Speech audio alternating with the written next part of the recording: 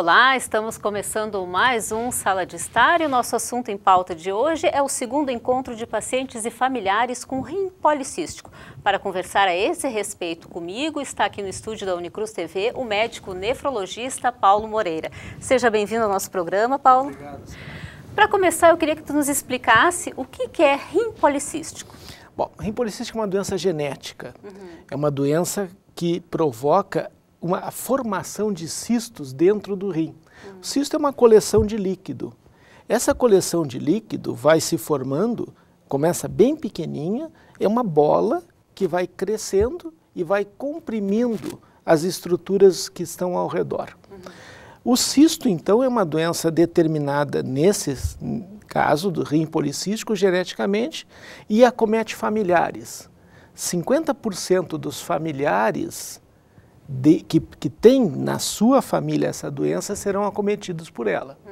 Nós estamos promovendo esse encontro para dar algumas alternativas para essas pessoas. Porque até alguns anos atrás era uma doença que transcorria inevitavelmente, progredia inevitavelmente para a perda completa de funcionamento dos rins, o que significava hemodiálise ou transplante renal. Hoje já tem algumas opções de tratamento. No ano passado, nós fizemos esse encontro para dar às pessoas as pesquisas que estavam sendo realizadas. Sabe que essas pessoas, como são um problema familiar, elas se tornam muito informadas do que acontece. Elas vão pesquisando pela internet, vão ao Google, procuram associações, tem associações de pacientes formadas já com essas patologias. E começam a procurar informações, orientações, o que eu faço.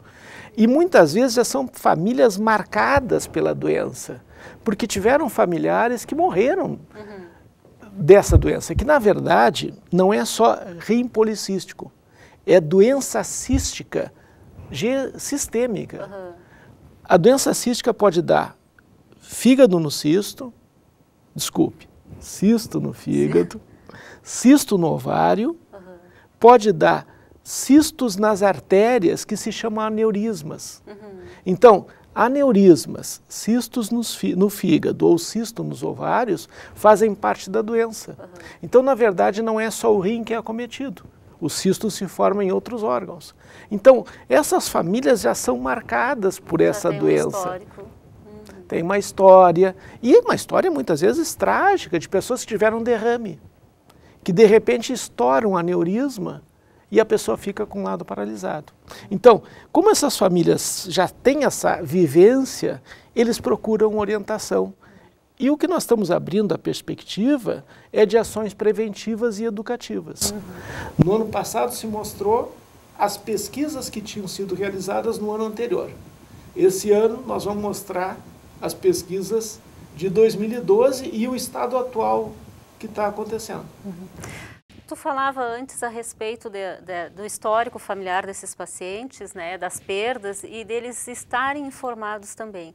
Tu acredita que esse tipo de encontro, né, onde a equipe médica tem um contato mais direto com o paciente, de estar passando informações, de despender uma atenção em especial, isso ajuda no tratamento? Quer dizer, toda pessoa doente, ela quer mais atenção.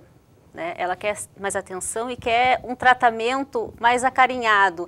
Tu acredita que isso faça diferença durante a doença da pessoa, durante o tratamento? Sim. Quem ensinou isso de um modo muito claro foi os grupos de alcoólicos anônimos. Né? O grupo de alcoólicos anônimos foi em medicina como um grupo de autoapoio que se ajuda. Só que o alcoólico anônimo é um grupo que não tem a participação de profissionais de saúde, não identificados como tal, podem ir lá frequentar. Então, o Alcoólicos Anônimos, que se disseminou pelo mundo todo, foi a primeira experiência bem-sucedida de autoajuda no setor saúde. E isso criou um ensinamento, que nós temos que dar mais atenção e criar um laço que envolvam também as pessoas e as famílias. E nesse laço, forma-se, então, primeiro o grupo de semelhante. Essa questão da dor compartilhada, né? Quer dizer, eu tenho uma dor, tu tens uma dor e nós compartilhamos do mesmo sentimento. Isso é uma coisa fundamental como apoio das pessoas frente ao sofrimento, né? Então, uma das ações que a gente quer é criar esse grupo de apoio, né? No sentido assim, estamos tentando juntar as pessoas para que compartilhem a sua dor. Isso funciona e ajuda muito as pessoas, porque a gente sabe que as pessoas que estão doentes, elas precisam de apoios, o apoio da família, outras vezes é o apoio religioso, que ela precisa, o apoio da sociedade, quer dizer, a pessoa que tá doente, ela não pode ficar sozinha. Então a gente conta muito com essa questão aí do grupo, né? O apoio que o grupo dá e isso é uma ferramenta fundamental no cuidado que ela vai ter com a sua saúde. A gente pode dizer que essa doença, ela é uma doença silenciosa, doutor Paulo? Essa questão do silencioso é importante, porque normalmente as pessoas não querem fazer exames para descobrir uma doença que elas acham que não tem e que se fizer o exame vai dar a elas a doença, o que não é verdade. A doença está lá, esperando para ser diagnosticada. Só não foi manifestada ainda. Não foi manifestada. E a maioria das doenças são silenciosas, não é só o rim policístico. A grande maioria das doenças são silenciosas. As doenças que doem são a minoria. Rim policístico dói. E muitas vezes esse é o motivo que a pessoa vai consultar. Mas a maioria das vezes a doença está silenciosa. As pessoas, na verdade, têm uma organização mental onde elas acham que a doença não existe nelas e que pode existir no outro, mas não nelas. E ela se acha com isso, de certa forma, um ser especial. No momento que ela descobre que ela tem uma doença, passa a ser uma pessoa com problema, o que antes ela não era. Quer dizer, antes do exame tu é sadio, depois do exame tu é doente, né? Então, o que os exames acabam produzindo é essa rotulação. Bom, agora eu sou doente. Sim. E por isso as pessoas têm tanta dificuldade em fazer doente. Se na família tem rim policístico, todo mundo deveria fazer um ultrassom aos 20 anos de idade. Já é um sinal de alerta. Aos 20 anos de idade é possível diagnosticar uma doença, que talvez vá levar à insuficiência renal aos 45, 50. A pessoa vai ter que conviver 30 anos com a doença até que dê a manifestação final, que é a perda de função renal. E que daí o tratamento acaba sendo somente hemodiálise. Ou transplante. Ou transplante. A doença não tem cura ainda. Pois é. Então, até nós retardamos essa reunião, que era para ter sido em janeiro, e a gente retornou esses meses, porque em dezembro publicou uma pesquisa nos Estados Unidos, e esse grupo de pacientes é muito informado. O pessoal me ligou, ou me passou e-mail. Olha, terminou a pesquisa nos Estados Unidos e o Tolvaptan, é o nome do remédio, foi aprovado para uso em rim policístico. E quero usar. Bom, agora, semana passada, o Tolvaptan foi liberado pelo FDA americano, que é a Agência Reguladora Americana de Medicamentos, para uso clínico. Então, nos Estados Unidos, faz uma semana que o remédio foi liberado para uso clínico. Nós não sabemos aqui no Brasil quando nós vamos conseguir trazê-la. Um dos objetivos que a gente tem para essa reunião é fazer um grupo de pacientes. Fazer um grupo de pacientes, os pacientes se organizarem como associação para buscar recursos para poder trazer o medicamento aqui. Porque vai ser caro esse medicamento, obviamente não vai ser barato, para que a gente possa começar a usar em pessoas. E é importante que os pacientes se reúnam, porque se eu vou lá na Secretaria de Saúde pedir um remédio, ninguém vai me atender.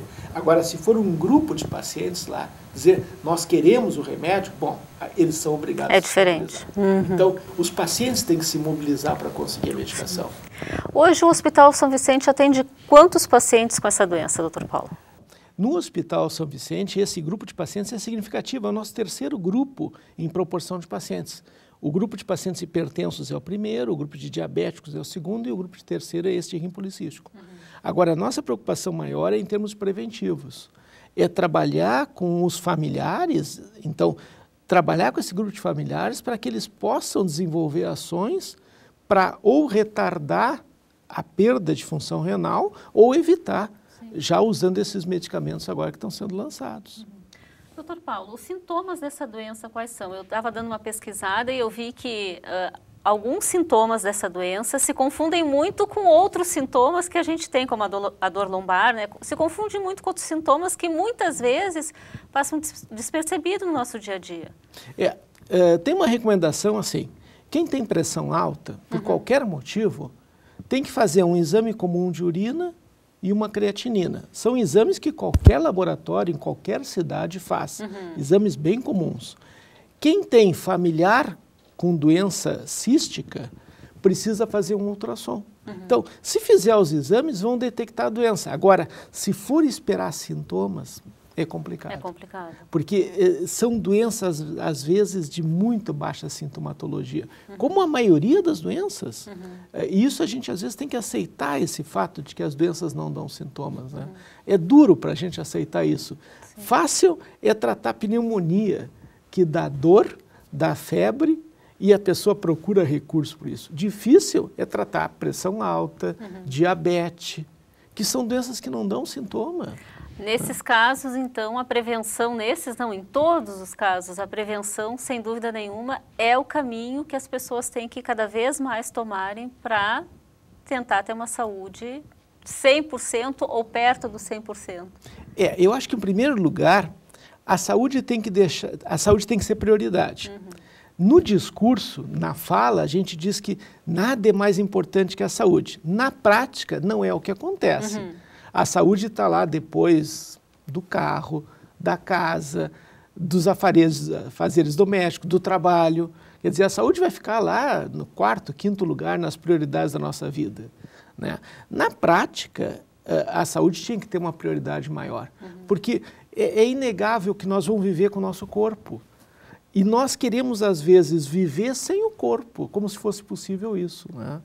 E não é só isto, é pensar que qualidade de vida nós queremos ter.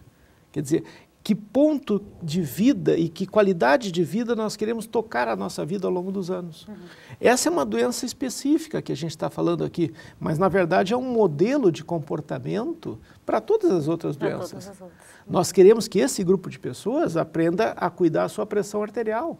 A pressão tem que ser 12/8, porque se a pressão alta estiver agindo, pode dar derrame, pode acelerar a progressão da doença renal.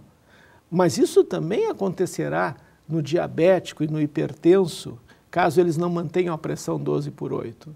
Então, esperar que a pessoa adoeça para fazer alguma coisa é mais ou menos como nós termos uma casa onde nós vamos esperar que a parede vá cair, que o telhado vá cair, que a caixa d'água caia na nossa cabeça para fazer alguma coisa preventiva na estrutura da casa. Né? A doença modifica a estrutura do nosso corpo. Né? Uma pessoa que tiver um aneurisma cerebral rompendo, ela vai ter um derrame e a estrutura do cérebro não será mais a mesma. Né? Quem tiver um cisto nos rins ou no fígado e não tratar, os órgãos não serão mais os mesmos. Né? Então, são doenças que modificam a estrutura do corpo.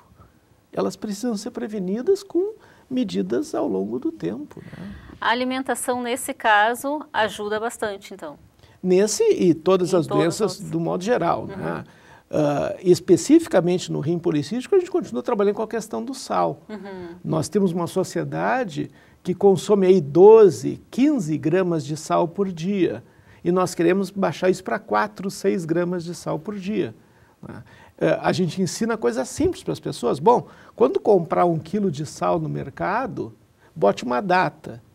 Né? E conte quanto tempo vai durar esse quilo de sal na sua casa. 1 quilo de sal vai ser consumido por 2, 3, 4, 6 pessoas.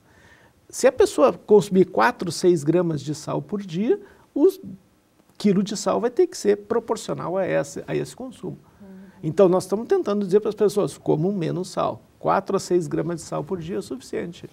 Então, essa é uma medida importante. Na equipe de vocês também trabalham com o auxílio de uma nutricionista, né? Isso. A equipe, na verdade, tem que ser multiprofissional. Né? Nós temos lá uma assistente social que trabalha com os pacientes, que é muito importante nessa vinculação com a vida das pessoas, e nesse caso específico do rim policístico, para conseguir os medicamentos. Porque nós vamos entrar numa fase agora que nós vamos ter que ir atrás dos remédios. Nós vamos ter que ir atrás do remédio para poder dar tratamento adequado às pessoas. E isso é pressão. É uma luta.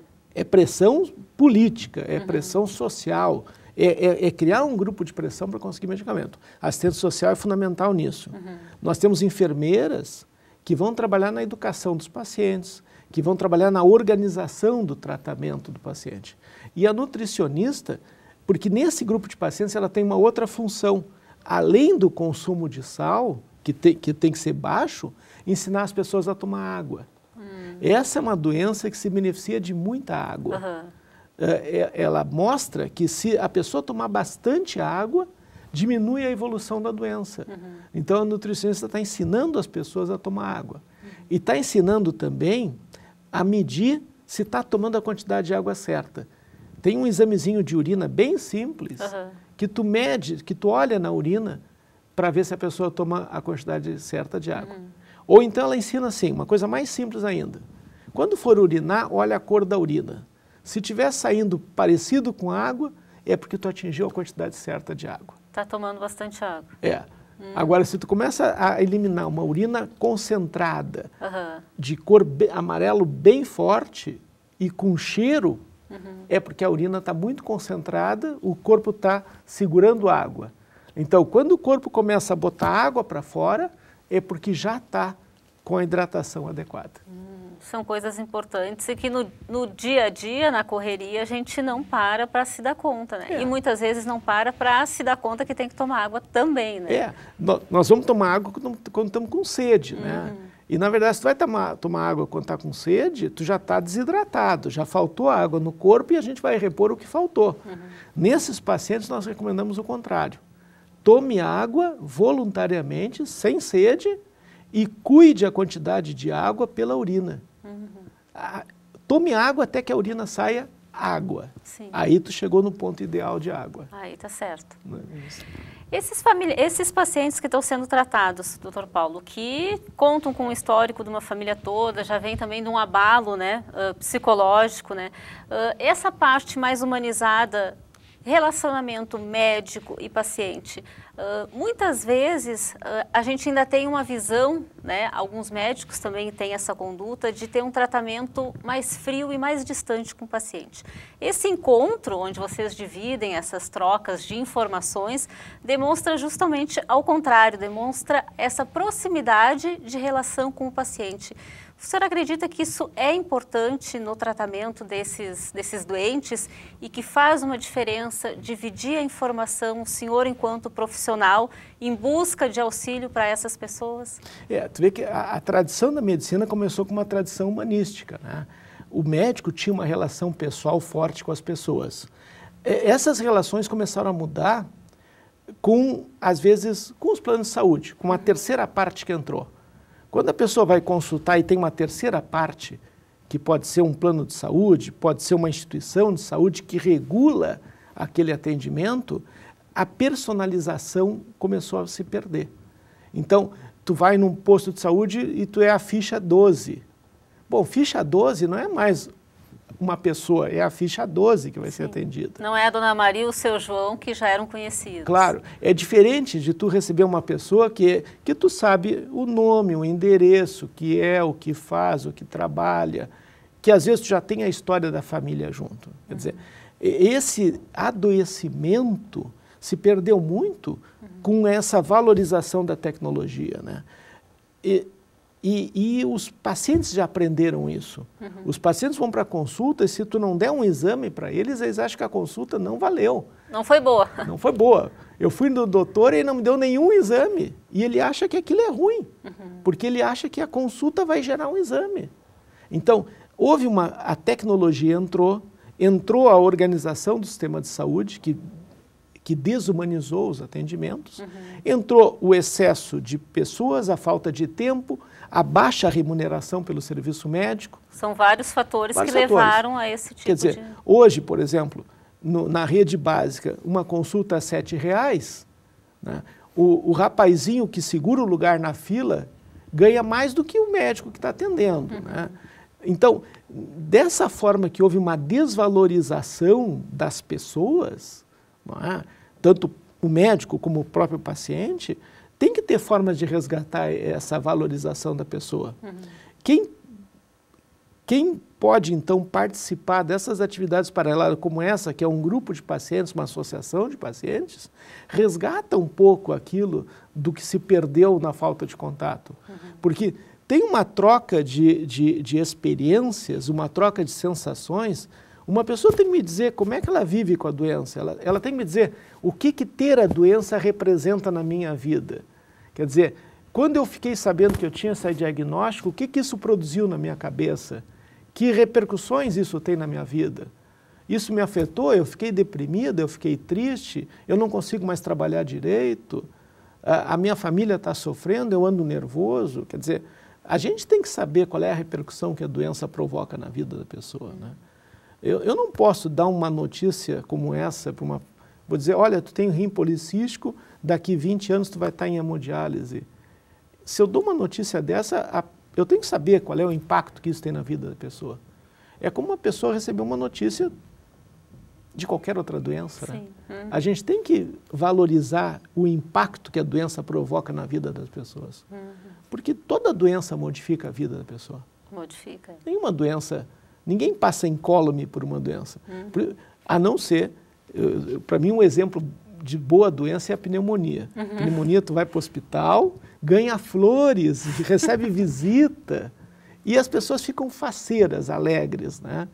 Doença crônica, não. Doença crônica é uma solidão.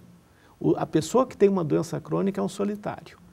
Ele vai viver e curtir a sua doença solitariamente. Às vezes nem a família acompanha. Nem a família consegue acompanhar o doente e dar o suporte que ele precisa. A doença crônica modifica as pessoas. O que a gente percebe é que quando a pessoa tem uma doença crônica, muitas vezes a família acompanha durante um certo tempo e parece que depois, com perdão da palavra, ela enche o saco, né? Porque daí a pessoa fica só naquela... A vida dela passa a ser a doença, a preocupação dela passa a ser a doença, em ter uma melhor qualidade de vida, mas a família não consegue assimilar isso, né? Isso não sei se é uma falha da família ou como é que a gente pode lidar com isso? Também é uma defesa da família, porque no momento que eu reconheço a doença no outro, eu me dou conta que eu posso ficar doente e que aquilo que acontece com o outro também acontece comigo, ainda mais em doenças familiares, né? As doenças familiares têm esse comportamento, né? Por exemplo, diabetes, para falar de uma doença familiar mais comum. Eu já sei que meu pai e a minha mãe, ou minha tia, minha avó sofreram com diabetes. E eu me dou conta que eu vou no mesmo caminho. Que aquilo que eles estão passando vai acontecer comigo. É uma rejeição e uma forma de tentar se manter distante. Claro. Aí então, eu sofro agora com eles e vou sofrer comigo de novo. Então, às vezes no diabetes, não dá nem tempo da pessoa sair do sofrimento, porque mal terminou o sofrimento de um pai e da mãe e a pessoa já chegou à sua época. Como no rim policístico também. No rim policístico a pessoa às vezes acompanhou a diálise do seu pai e ela agora, poucos anos depois, também está em diálise.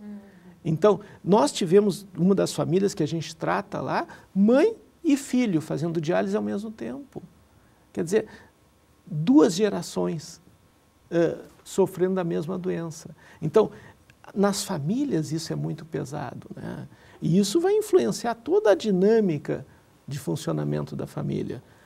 Como a família vai trabalhar, como a família vai se divertir, como a família vai se colocar frente ao futuro, como vai fazer planos para o futuro, né? Então, as doenças, elas maculam o futuro, né? Fica pesado de lidar com ela. Fica pesado. Para que a gente possa encerrar, doutor Paulo, o encontro vai acontecer no dia 27 de abril, vai ser ali no Hospital São Vicente, começa às 9 horas da manhã, é isso? Isso. Então, na verdade, nós queremos pegar as pessoas, nós vamos conversar com elas, nós vamos fazer algumas coletas de dados, porque nós estamos querendo acompanhar essas famílias e ver ao longo do tempo. Tem uma pesquisa que nós estamos realizando junto com essas famílias. Então, isso vai precisar de algum tempo. Vai ser o tempo também para interagir com a enfermeira. Tem um momento que eles falam com a enfermeira. Essa equipe multidisciplinar também vai estar participando do encontro. Vai estar participando. Tem um momento que vão falar com o assistente social, tem um momento que vão falar com o nutricionista. Eu vou atualizar as pesquisas, né? Então, eu vou mostrar para eles quais as pesquisas que estão sendo realizadas em rim policístico, Os Estados Unidos têm uma coisa muito organizada. Todas aquelas pesquisas que recebem verbas de governo em qualquer parte do mundo estão registradas num único lugar. E lá tu acompanha em tempo real em que fase que a pesquisa está e que resultados estão trazendo. Tem pesquisas, por exemplo, que estão selecionando pacientes. Tem outras que os pacientes já estão sendo acompanhados. E tem outras que já não selecionam mais pacientes e já estão mostrando resultados. E vou falar para eles desse medicamento que surgiu agora, que está disponível para uso clínico em pacientes com rim policístico. O encontro é aberto, além dos pacientes e familiares, a alguma pessoa que queira participar, que queira conhecer um pouco, saber mais informações sobre a doença como medida preventiva e para ter mais informações também pode estar participando? Claro, eu acho que sempre é interessante esses movimentos, porque primeiro, a gente se dá conta das coisas que acontecem com as pessoas. Principalmente quem trabalha em área de saúde. O pessoal da área de saúde tem que lidar com as pessoas, tem que estar envolvido com as pessoas. E nós perdemos o hábito de trabalhar com as pessoas. O pessoal de saúde está trabalhando muito pouco com as pessoas. O pessoal de saúde está muito burocratizado e muito tecnocrata. E perdeu essa habilidade de lidar com as pessoas e ter essa intimidade com as pessoas. Isso a gente está tentando resgatar. Então seria legal, principalmente o pessoal da área de saúde, fosse lá olhar essa dinâmica de movimento. Sim, participar também. Porque a gente leva isso para a vida da gente. Claro. Né? Então, sempre se aprende. Sempre se aprende, é importante. Isso. Tem alguma consideração final para colocar para os nossos telespectadores lá em casa, doutor? Não, espero não ter aborrecido eles com esse assunto, que é um assunto muito peculiar de um grupo restrito de pessoas. Mas como toda doença, sempre é um modelo que a gente leva para outras coisas da vida da gente, né? E, principalmente, que as pessoas aprendam a se cuidar. Eu ainda espero ver que saúde realmente é prioridade e que as pessoas cuidam das suas vidas, mais do que cuidam do seu carro, por exemplo. É verdade. Eu quero ainda ver que o homem seja mais importante que o carro. É verdade. Eu queria agradecer a sua presença aqui no Sala de Estar. Sem dúvida nenhuma, foi muito informativo toda a sua participação aqui, os seus esclarecimentos e, com certeza, o pessoal lá em casa também aprendeu um pouco, né? Porque eu acho que é sempre importante a gente buscar informação e conseguir aliar essa informação para estar cuidando da saúde. Obrigada pela tua participação. Muito obrigado pela pergunta. O Sala de Estar de hoje vai ficando por aqui. A gente tem um encontro na próxima semana. Até lá!